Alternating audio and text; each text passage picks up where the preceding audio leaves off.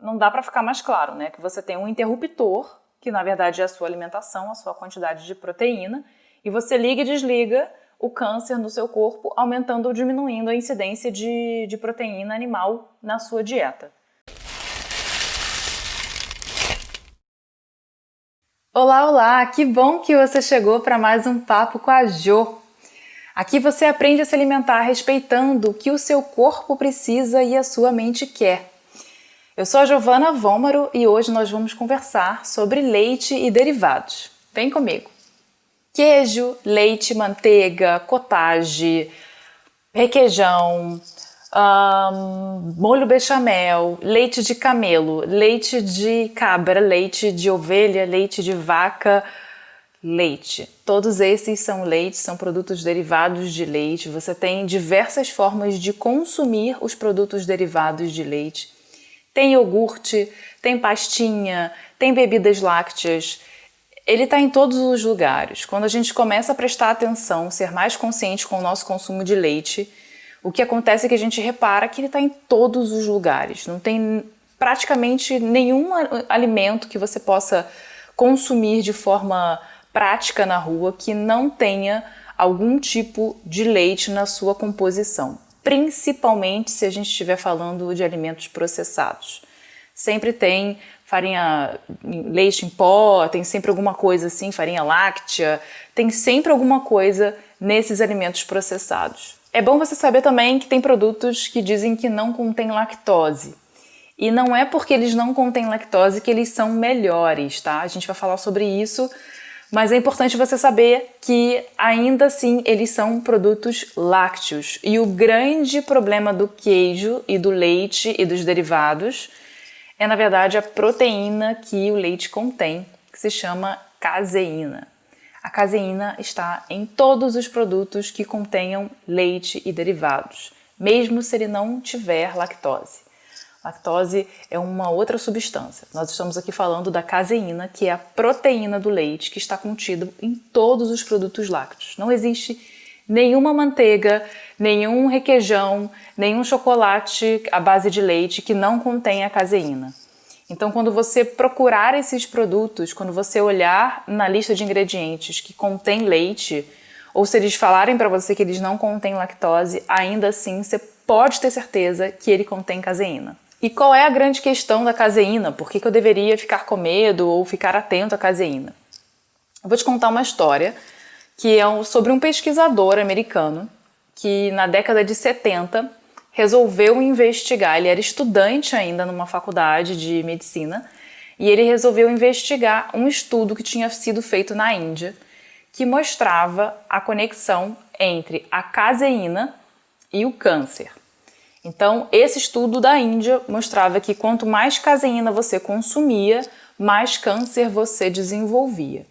Esse estudante de medicina vinha de uma família que era produtor de leite. Ele morava em fazenda de leite com vacas e tudo mais, e ele ficou muito interessado em entender essa relação, provavelmente também para tentar desbancar o estudo da Índia, né, porque era um estudo meio obscuro e ele queria comprovar o contrário, e ele fez uma segunda análise em cima dessas premissas desse estudo. Tá? O nome desse pesquisador é Colin T. Campbell. Ele é muito famoso hoje em dia, ele é responsável pelo estudo mais importante da área de nutrição, até hoje já feito. Vale a pena pesquisar sobre ele. Ele fez um estudo que inclusive está publicado, né, é fácil de você encontrar, você pode comprar em livros, em audiobooks, se chama The China Study.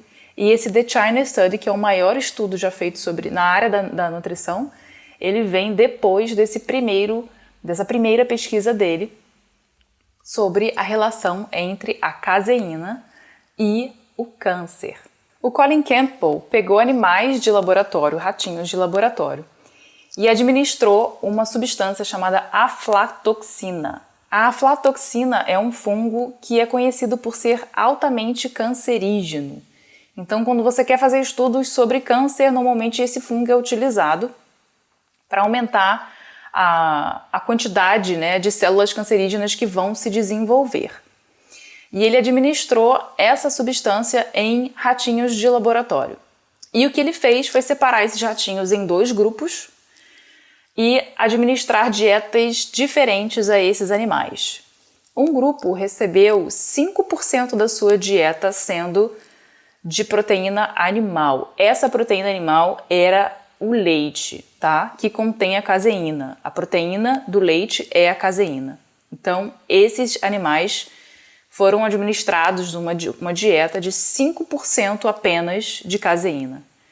O outro grupo recebeu uma dieta onde 20% das suas calorias ingeridas vinham de proteína animal, sendo essa proteína animal a caseína, tá? Então pensa só, você tem 2 grupos de ratinhos, tá? Um tem uma dieta super baixa em proteína, 5% apenas da sua dieta total, da sua ingestão total de calorias vem de leite, e a outra recebia uma quantidade de 20%. E o que aconteceu foi que 100% dos ratinhos que recebiam uma dieta de 5% apenas de leite não desenvolveram câncer. E 100% dos ratinhos que receberam uma dieta de 20% de leite, da sua total de calorias, desenvolveram células cancerígenas, tá? Então, isso é muito discrepante. Dentro de estudos científicos sérios, você não tem uma discrepância tão grande em números. É quase impossível você encontrar um estudo que mostre assim, isso aqui é 0% e esse aqui é 100%. E nesse caso foi muito gritante, foi muito absurdo essa diferença, essa discrepância, simplesmente mudando a dieta desses animais. Foi a única coisa que ele fez de diferente. Então ele conseguiu comprovar a relação entre a dieta que esses animais consumiam e o câncer que eles desenvolviam. E o que aconteceu foi, ele pegou esse grupo de 20%, que consumia 20% da sua dieta em caseína, em proteína animal, e foi reduzindo. Vamos ver o que acontece se eu for diminuindo a quantidade de leite. Então ele pegou esse grupo de ratinhos que consumia 20% da sua dieta e dividiu em grupos menores e foi pegando assim, tudo bem, esse aqui vai consumir somente 18% da sua dieta em leite. Esse aqui vai ser 15%, esse aqui vai ser 10%, e ele foi diminuindo. E o que ele reparou foi que esses animais, onde todos, 100% deles, tinham câncer, desenvolveram células cancerígenas, eles foram reduzindo a quantidade de células cancerígenas no seu organismo. Eles foram ficando cada vez mais saudáveis e menos propensos ao câncer conforme foram diminuindo a quantidade de caseína que eles ingeriam. Então ficou muito clara a relação entre a proteína animal e o câncer, tá? E você pode falar assim, tudo bem, mas proteína tem vários alimentos, né? Não é só a proteína animal, né? Não é só, por exemplo, o leite. Você tem a carne de vaca, você tem a carne de peixe, você tem, enfim, a proteína animal, a proteína também em produtos vegetais, em alimentos vegetais. Brócolis é super rico em proteína, enfim, cogumelos. Vários alimentos são muito ricos em proteína e são do reino vegetal.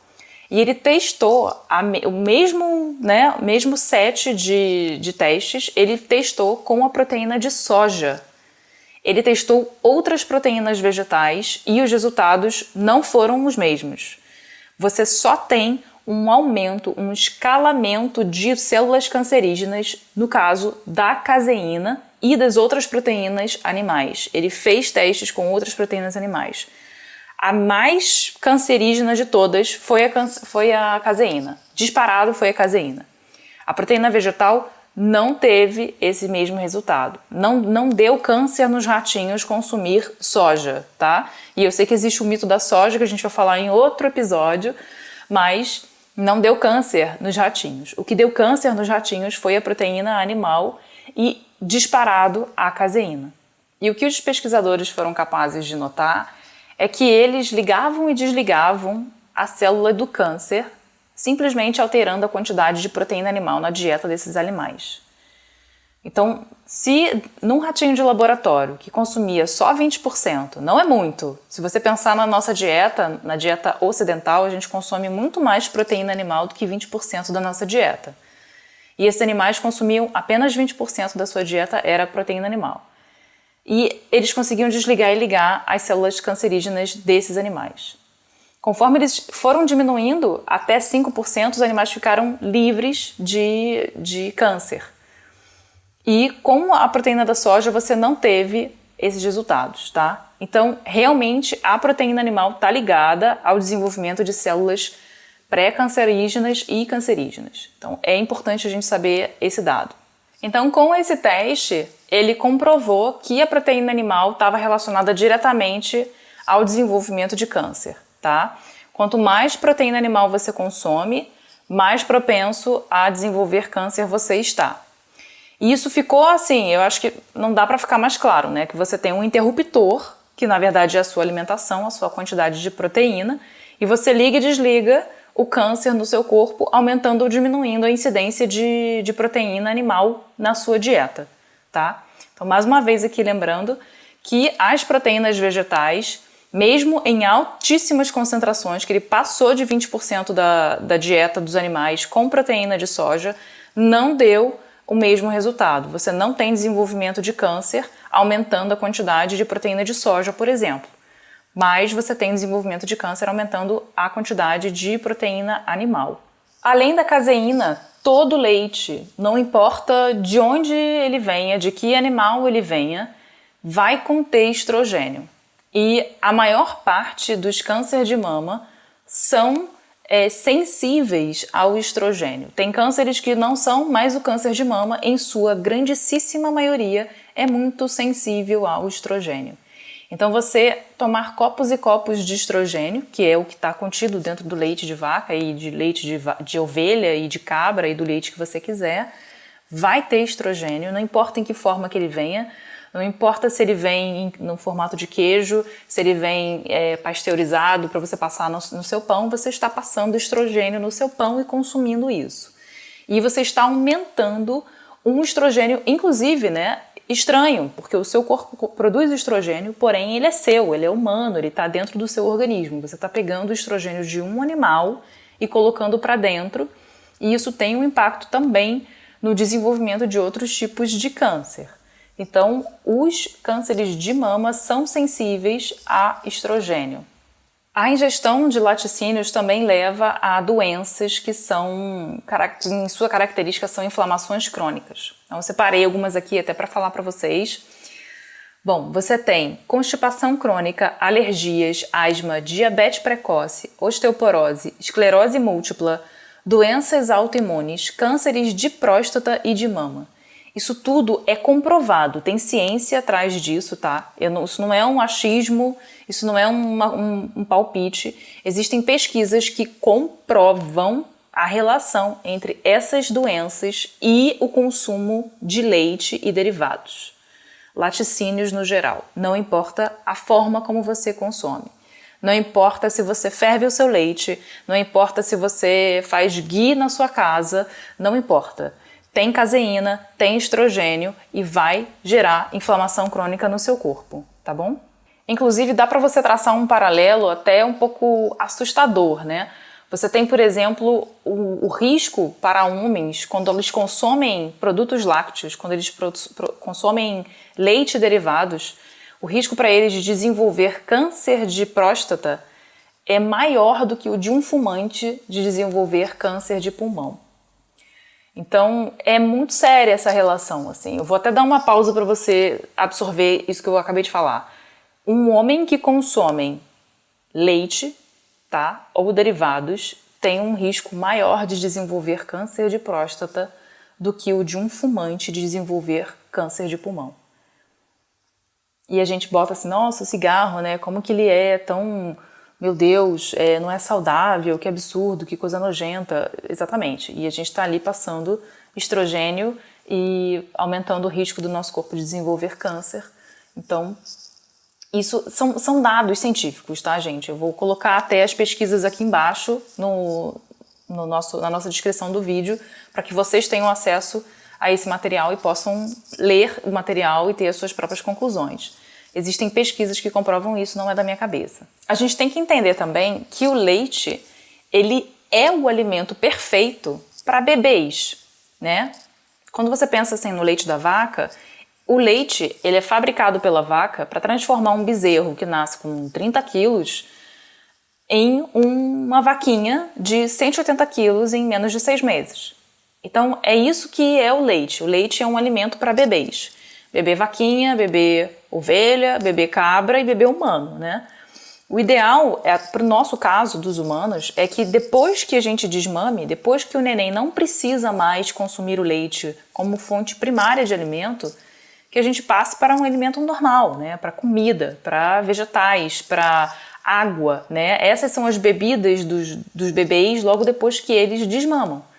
Ele não precisa ir atrás de leite novamente. Então, terminar o desmame humano e passar para o leite de vaca, para o leite de um outro animal estranho, não faz muito sentido, não é muito lógico isso. É claro, né? Se você não consegue amamentar o seu filho, se ele precisa de fórmula, se você teve qualquer tipo de problema e não consegue amamentar, seu filho não consegue mamar o seu leite, né, materno, ok, tudo bem, é importante que ele consuma o leite. Mas se não for o caso, não é necessário, tá? Uma alimentação equilibrada, uma alimentação de base vegetal diversificada vai dar para o seu bebê e para você tudo o que o seu corpo e o corpo dele precisam.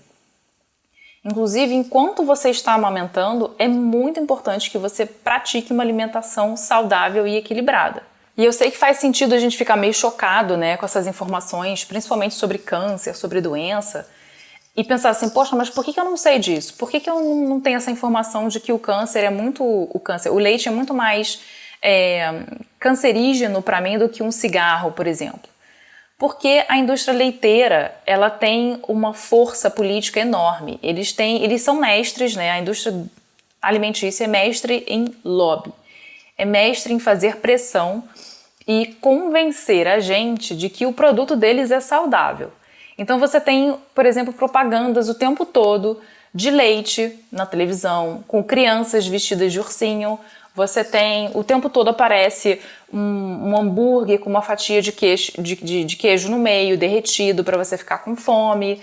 Aparece produto lácteo o tempo todo, iogurte pra gente o tempo todo na televisão e em outras mídias. Então essa massificação da propaganda do leite é muito intensa na nossa cultura. E a gente cresce com esse conceito de que leite é saudável e de que se você tirar o leite, então você vai ser deficiente, por exemplo, em cálcio. Isso, gente, vocês não têm noção a quantidade de dinheiro envolvido nesse conceito, por trás desse conceito de dizer que se você não consome leite, você vai ter um problema de ossos que seja. Você vai ter osteoporose, você vai ter...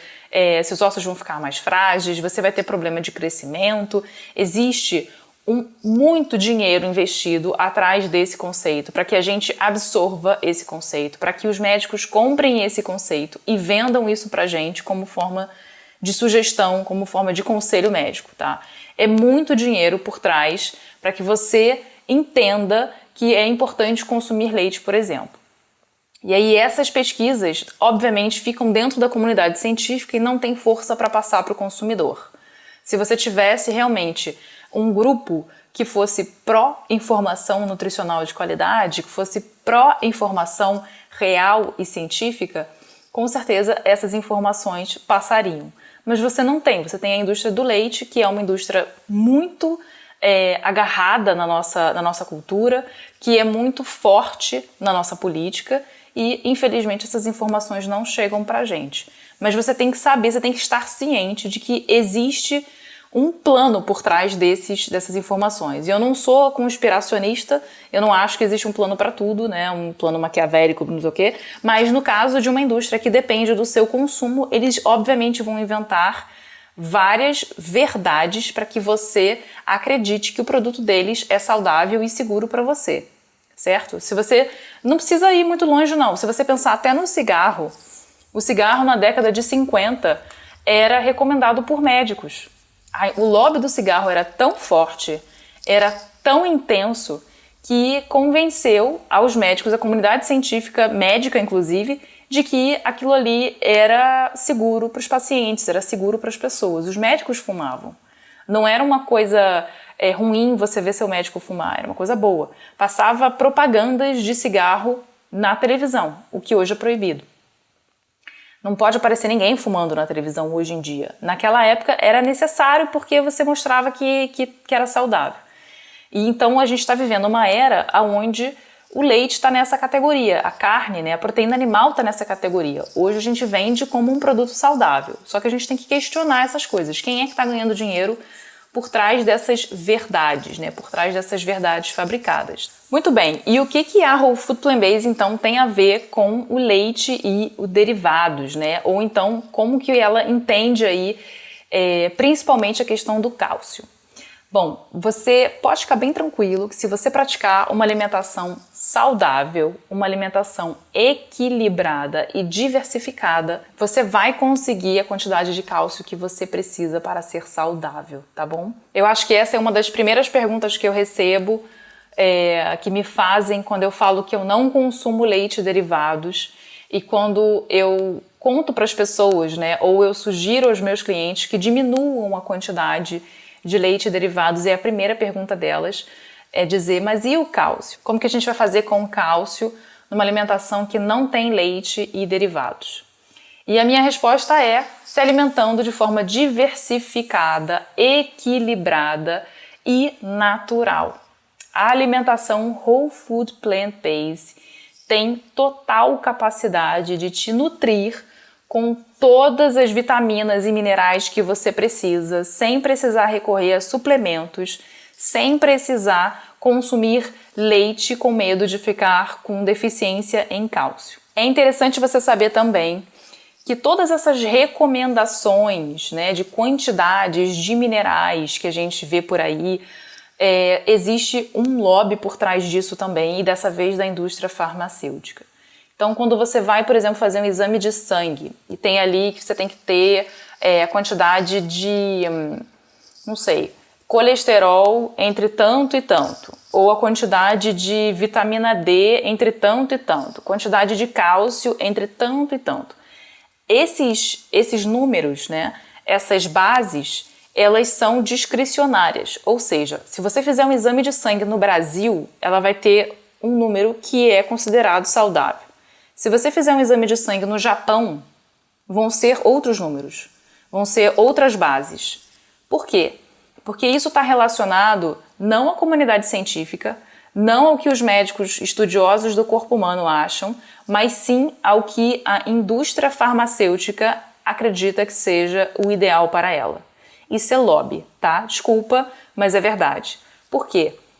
Se você ficar abaixo daqueles números que a indústria farmacêutica colocou ali, né, para ser como limítrofe da saúde, você passa a entrar, por exemplo, o seu médico chega para você e fala assim, ok, você está com baixo cálcio na sua alimentação, então eu vou te dar um suplemento. Quem vende o suplemento?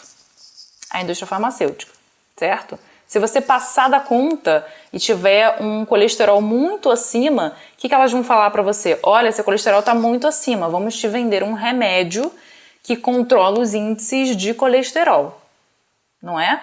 Então, o que a indústria farmacêutica faz? Lança uma linha de remédios que controlam os índices de colesterol. Vou te dizer também que quando você controla índices de colesterol com remédio, você está só camuflando o problema, você não está resolvendo, tá? Existem pessoas que têm hipertensão e, enfim, ataques de coração e têm problemas coronários tomando remédios para colesterol, infartam e morrem tomando remédios para colesterol. O remédio para colesterol não trata o problema do colesterol, ele apenas camufla aquilo ali. Então, se você quer tratar o seu colesterol, você precisa mudar outras coisas na sua vida e não é só colocar mais um remédio ali para você tomar. Mas, enfim, tirando esse adendo do colesterol, todos esses índices são discricionários, estão relacionados ao lobby da indústria farmacêutica, tá bom? Então, se você fizer exame de sangue em outro lugar, vou fazer na Holanda, vou fazer em Macau, vão ser outros índices para você, índices de saúde vão ser diferentes dependendo do país que você está, dependendo de quem é que manda ali naquele lobby local, tá? Não é à toa também que às vezes você tem uma variação. Isso muda, tá? De tempos em tempos essa variação, esses números vão mudando também. Então, as referências para o cálcio estão inflacionadas. Você não precisa de tanto cálcio quanto aparece ali naquele exame de sangue, tá bom? E fica tranquilo, eu sou super científica, eu sou aquela pessoa que vai estudar primeiro para te falar isso. Então, o que eu tô te dizendo é real, isso não é um achismo, isso não é, sabe, tirado do sovaco, não. Isso é real. Esses índices são inflacionados para que a gente fique tentado a comprar suplementos vitamínicos. E suplemento vitamínico de cálcio é perigoso. Você só deve tomar suplemento vitamínico de cálcio se o seu médico assim recomendar, com exames, ok? E não, eu acho que eu tô com deficiência em cálcio.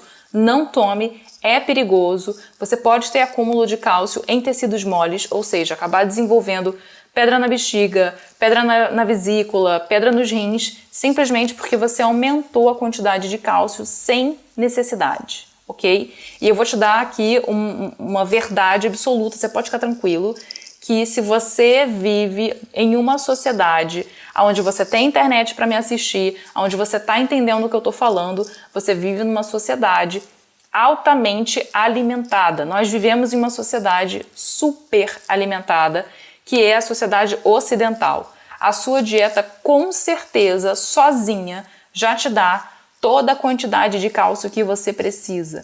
Você não vai ter deficiência em cálcio se você vive numa sociedade superalimentada como as ocidentais, ok? E ocidentais também significa Austrália, também significa Nova Zelândia. São países que estão no oriente do nosso planeta, mas são ocidentalizadas, praticam uma cultura e uma alimentação ocidental. Você não vai ter deficiência em cálcio. Você tem diversos alimentos vegetais que são ricos em cálcio. Então, se você consumir um morango, por exemplo, você já consegue toda a quantidade de cálcio que você precisava consumir. Então, tem vários alimentos vegetais, normalmente verdes escuros, que são ricos em cálcio. E é importante, é muito mais interessante você consumir a fonte vegetal e natural do cálcio do que tomar suplementos.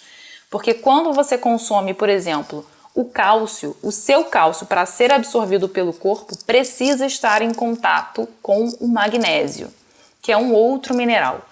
E normalmente os alimentos vegetais vêm com esse combo, vêm com esses dois minerais ao mesmo tempo. Então você não tem problema de absorção, porque você vai consumir o cálcio, vai consumir o magnésio e vai absorver.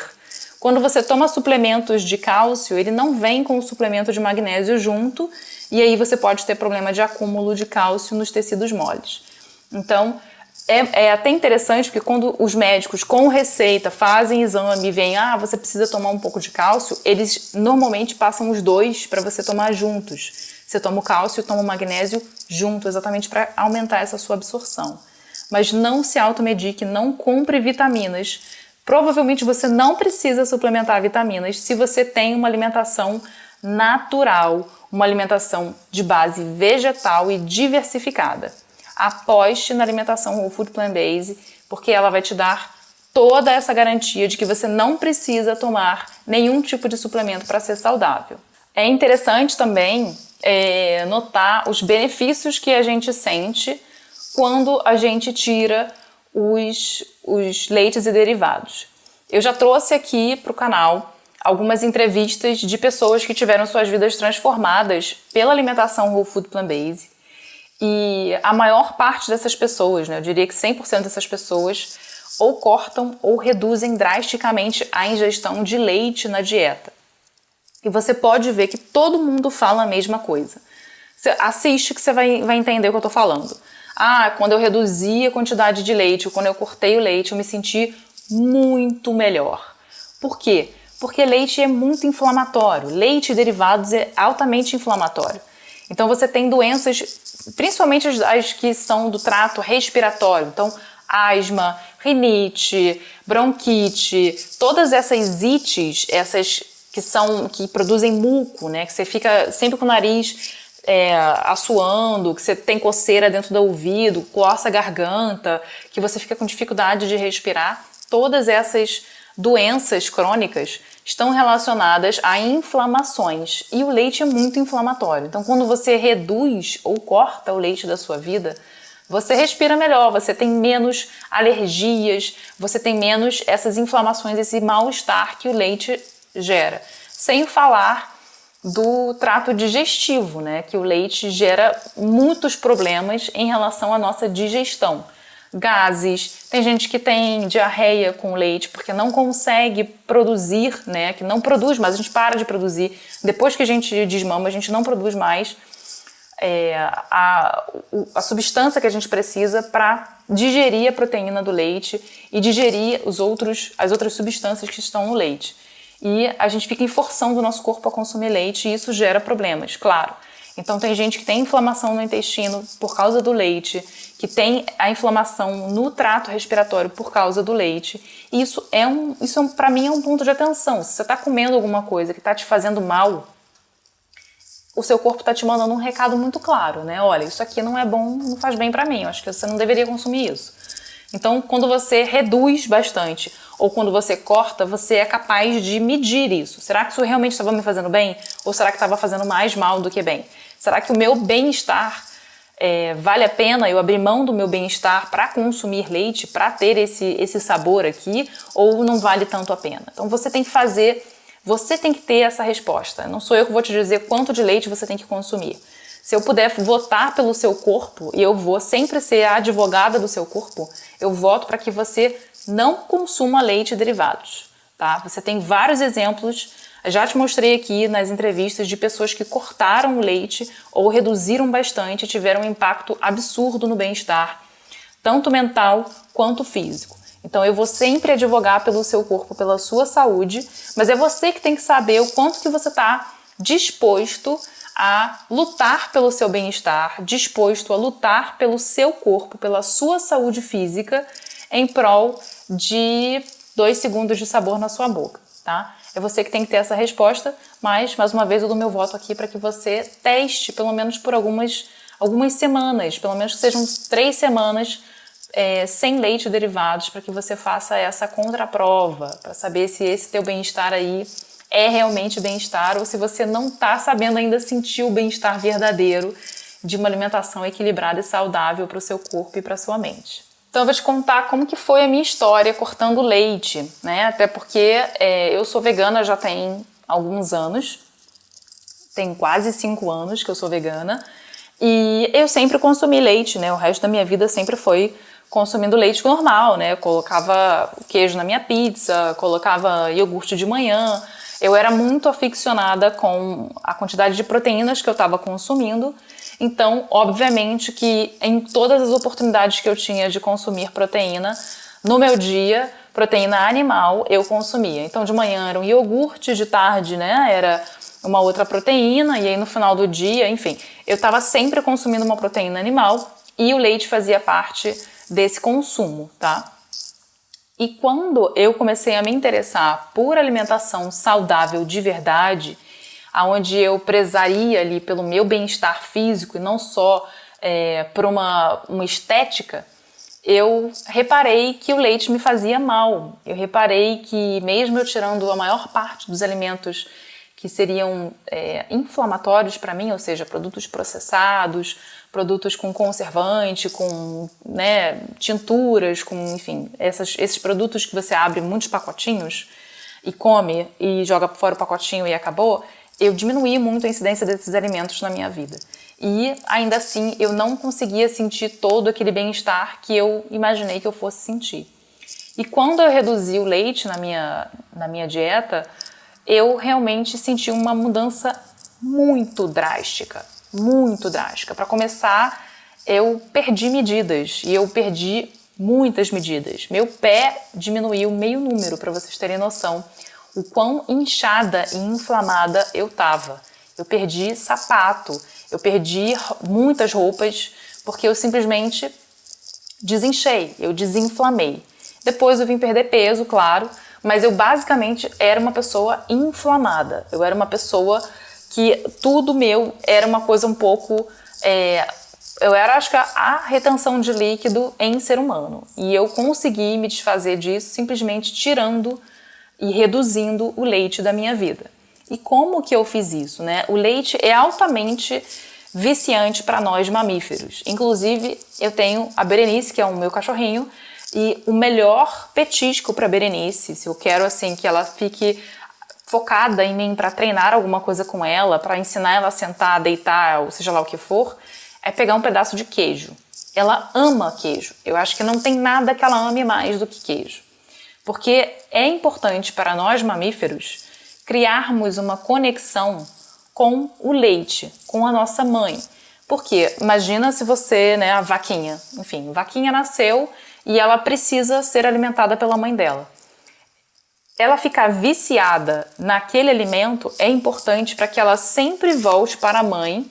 Ela vai caminhar, vai andar pelo pasto e vai voltar para a mãe para se reabastecer, para se alimentar. Se ela não tivesse uma conexão forte o suficiente, ela poderia acabar se perdendo porque ela não ia voltar para consumir aquele leite. Então faz parte do nosso sistema ficar viciado em leite. O leite tem a caseína, né? A proteína do leite, a caseína, que quando você digere, ela é quebrada em pedacinhos menores que são chamados casomorfinas. E a casomorfina, olha só a palavra morfina, é altamente viciante para nós mamíferos, tá? Então, no corpo do ser humano, a casomorfina é mais viciante do que a heroína. De novo, usaram ratinhos de laboratório para comprovar essa teoria e viram que os ratinhos voltavam várias vezes para consumir mais queijo, mais leite, mais derivados, mas não voltavam tantas vezes assim quando tinham contato com a heroína.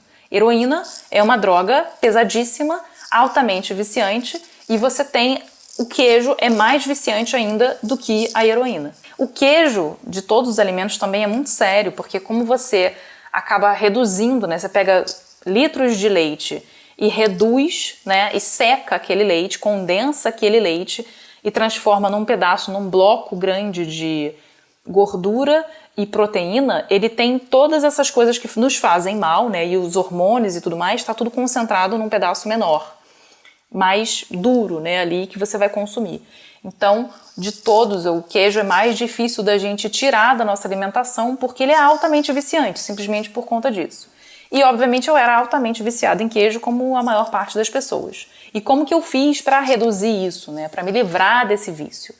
Eu fiz um acordo comigo, eu fiz uma lista de alimentos que eu pensava assim, ok, quais são esses alimentos que são impossíveis eu consumir, ou refeições, né, que são impossíveis eu consumir sem o queijo. Eu acho que eu consigo consumir, por exemplo, pizza sem queijo, se eu tiver bastante recheio de vegetais. Mas definitivamente eu não consigo consumir uma macarronada, um macarrão com molho vermelho sem o queijo ralado por cima. Na época, o queijo parmesão para mim era uma coisa que eu não estava disposta a abrir mão. Eu não conseguia conceber comer um prato de macarrão sem o queijo parmesão ralado por cima. Então, o que eu fiz? Eu tirei o leite e o derivado de todos os outros alimentos que eu consumia na época e que eu conseguia ficar sem, para pegar somente essa refeição da macarronada e abrir uma exceção naquela situação. Então, a minha dica para você é que você crie uma lista de exceções e abra mão do queijo e do derivado em todas as outras situações da sua vida. E lista de exceção não significa você colocar os alimentos que são práticos para você. Ou seja, eu estou acostumada a passar requeijão no pão todo dia de manhã, não tô a fim de pensar numa coisa mais rápida ou mais fácil para mim, eu vou botar na minha lista de exceção. Não é isso. É uma lista de exceção séria, uma lista assim, cara, o que realmente eu não consigo ficar sem, se eu pensar nessa refeição, eu preciso ter o derivado de leite. Aí você vai colocar essa refeição lá. Não é o que é prático, e sim o que é imperdível para você. Então, por exemplo, na minha lista de exceção está o chocolate. Eu como chocolate e, obviamente, né, tem leite nesse chocolate. Não como chocolate vegano, porque os chocolates veganos não são, em sua maioria, do meu agrado. Tem uma marca só de chocolate vegano que eu gosto muito, mas ainda assim eu gosto do doce do chocolate. E essa marca de chocolate vegano é mais pro meio amargo. Então ainda assim eu consumo o chocolate, mas ele é muito eventualmente na minha vida. Eu não consumo chocolate toda semana, não tem na minha casa chocolate. Então quando eu quero consumir um chocolate, eu vou lá no mercado, como um pedaço do chocolate e acabou. Essa é a minha exceção. Essa é a minha exceção da vida, é o chocolate muito eventualmente. Então, eu não me sinto menos saudável porque eventualmente eu vou comer um chocolate. Eu entendo que eu estou abrindo mão, né, de toda uma prática saudável para eventualmente curtir um chocolate. Eu encontrei esse equilíbrio, que é exatamente o equilíbrio entre o que o meu corpo precisa e a minha mente quer, eu encontrei nesse pedacinho de chocolate eventual. Essa é a minha lista de exceção. Qual é a sua lista de exceção? Coloque você no papel os alimentos que você pensa que são impossíveis de você consumir sem o queijo e tire o queijo derivado de todos os outros alimentos. É isso por hoje. Eu espero que você tenha gostado desse conteúdo. Deixa seu comentário, deixa sua curtida aqui, indica esse vídeo para um amigo que você acha que pode ter a sua vida impactada por essas informações também. E é isso, gente. A gente se vê na semana que vem. Um beijo!